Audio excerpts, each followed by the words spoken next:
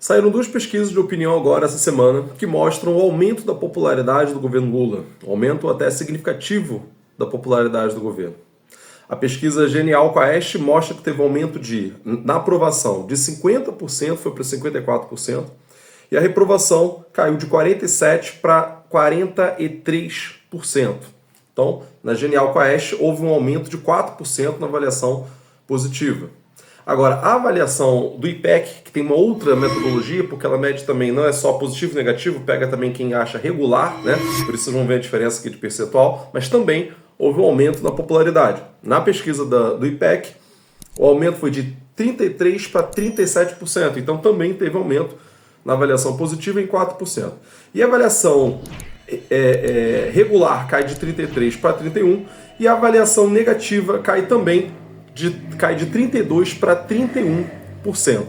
Então, as duas das principais pesquisas de opinião apontam para um aumento de 4% na popularidade do governo.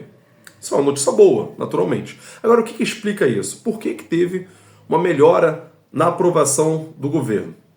Se a gente for tem vários fatores que podem explicar isso, né? Primeira coisa é o controle da inflação. A inflação está sob controle. Se a gente pega a inflação do início do governo Lula que ele pegou, ele estava na faixa de 6%.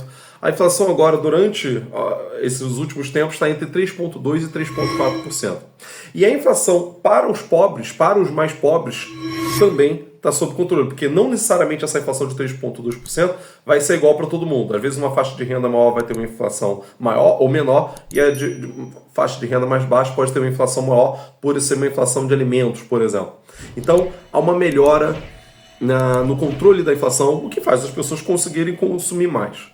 Outro fator é uma queda na inflação, na taxa de desemprego. A taxa de desemprego vem caindo continuamente. Vamos lembrar que o governo Lula pegou essa taxa bem mais alta, chegou a ser 12 ponto alguma coisa durante o governo Bolsonaro. E na última pesquisa ela baixou para 7,1%. 7,1%. É a mais baixa dos últimos 10 anos. Lógico que o mercado de trabalho está extremamente precário ainda, né? E lógico que não é 7,1% que vai resolver o problema da vida das pessoas, mas é uma melhora.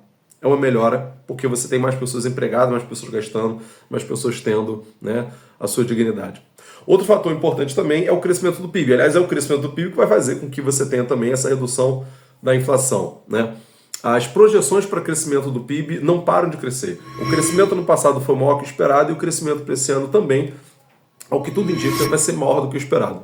Isso mesmo com o Banco Central boicotando o quanto pode o governo, mantendo essas taxas de juros altíssimas. Vamos lembrar que esse Banco Central tem como presidente o Campos Neto, nomeado por Bolsonaro, que está boicotando, atrapalhando o quanto pode o governo mantendo a taxa de juros altas de forma completamente desnecessária no Brasil para prejudicar mesmo o governo. Mesmo assim, o crescimento do PIB para esse ano foi aumentado, a projeção, né, do FMI, que é uma projeção bastante conservadora, né, para 2,5%. Mas, pelo andar da carruagem, como toda a projeção está aumentando, não duvidaria nem um pouco se crescesse 3% de novo o PIB esse ano, como cresceu no ano anterior, que ainda é um valor baixo, se a gente for comparar o que já cresceu em outros momentos históricos, mas se a gente for comparar o que a gente tem vivido nos últimos 10 anos no Brasil, já é 2 anos seguidos de uma taxa razoável, né? Vou dizer boa, mas já é uma taxa razoável, tem nem comparação com o período de Temer e Bolsonaro. Agora, quem é que mais aprova o governo Lula? Quem é que mais desaprova? Se a gente for observar, os grupos que mais vão aprovar, que mais vão reprovar são os seguintes. Vamos lá. Aprovação. Quem mais aprova o governo Lula são os moradores do Nordeste. 53% aprovam o governo. Depois são os eleitores mais velhos, com mais de 60 anos. 48% aprovam o governo. Depois os menos instruídos, aqueles que têm, né, grau de instrução mais baixo. 48% aprovam o governo. E você for ver, é o mesmo percentual dos que têm renda de até um salário mínimo. Quem ganha até um salário mínimo, 48% dessas pessoas aprovam o governo também.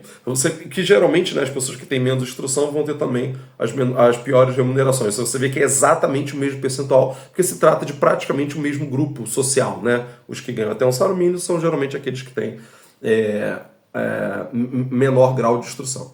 Quem é que mais reprova o governo? Naturalmente é quem votou em Bolsonaro. São 61% dos que votaram em Bolsonaro reprovam o atual governo, né? E os evangélicos, por motivações que a gente já discutiu aqui muitas vezes, motivações muito mais culturais do que propriamente econômicas. 39% dos evangélicos reprovam o governo Lula. Então, se a gente for observar de modo geral, quem mais aprova o governo Lula são os mais pobres, os moradores da região Nordeste. Quem mais desaprova o governo Lula são os mais ricos e os evangélicos. Então, há uma manutenção desse perfil. Agora, se a gente for ver em linhas gerais, há um crescimento da aprovação do governo, a economia tem saído melhor do que no período anterior, as pessoas têm percebido que a vida tem melhorado, que têm conseguido comprar mais, têm conseguido ter mais perspectivas de ter emprego, objetivamente ter, né, mais emprego mesmo.